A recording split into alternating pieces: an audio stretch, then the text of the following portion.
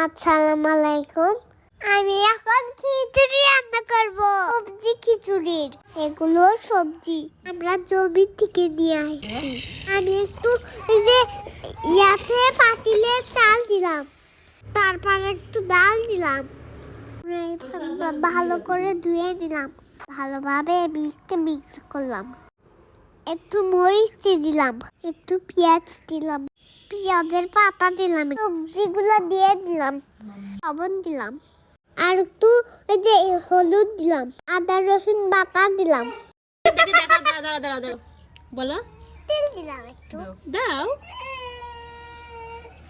এখন গরম মশলা দিলাম, সব দেওয়া শেষ। এখন মিক্স। আমি এখন অনেকগুলো পান দিব।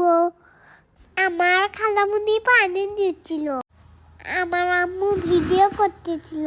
পুরি রান্না শেষ, অনেক মজা।